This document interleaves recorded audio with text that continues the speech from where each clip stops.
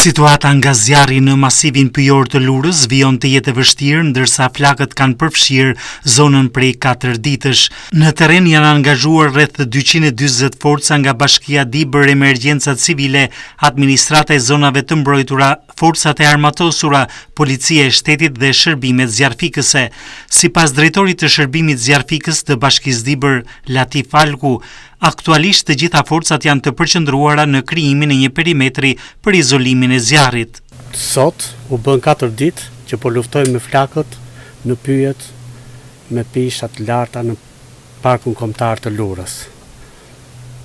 Puna jonë gjatë këtij 4 ditori është përqendruar për të shpëtuar banesat që të mos rrezikojnë banesat nga flakët.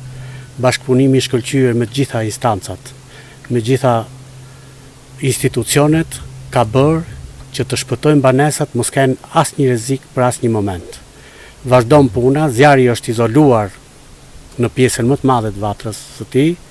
Tani vazhdon lufta për izolimin e zjarrit në skaj juglindor dhe verior të perimetrit të zjarrit. Aktualisht po punojnë në terren rreth 240 forca nga të gjitha institucionet. Vlen të përmendet bashkëpunimi i shkëlqyer me të gjithë.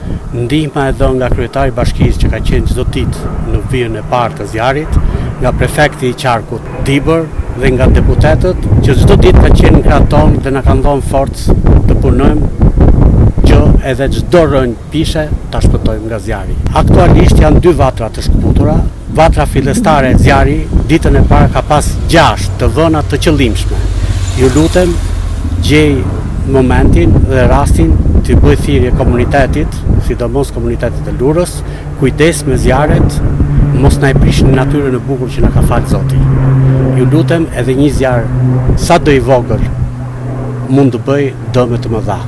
Keni kujdes, mos ndisni zjarr. Në vendi ku ka rënë dhe mënyra se si janë dhënë 6 vatra të ndryshme zjarri në interval kohor shumë të shkurtër, do të thotë mendojmë që janë të qëllimshme, por organet kompetente po merren me atë pjesë. Në zonën e Gur Lurës, forcat po punojnë për krijimin e korridoreve dhe izolimin e vatrave, duke bërë të mundur ndalimin e përparimit të zjarrit drejt banesave.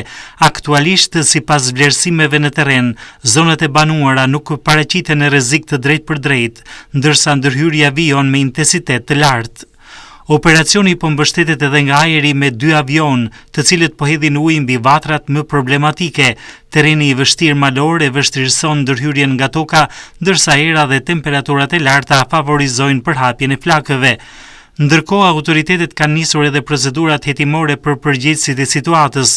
3 punonjës të strukturave përgjegjëse për monitorimin dhe mbrojtjen e parkut, mes tyre shefi i monitorimit dhe 2 roje mjedisi, po procedohen në gjendje të lirë për shpërdorim detyre, pasi dyshohet se nuk kanë marrë masat e nevojshme për parandalimin dhe mbrojtjen nga zjarri.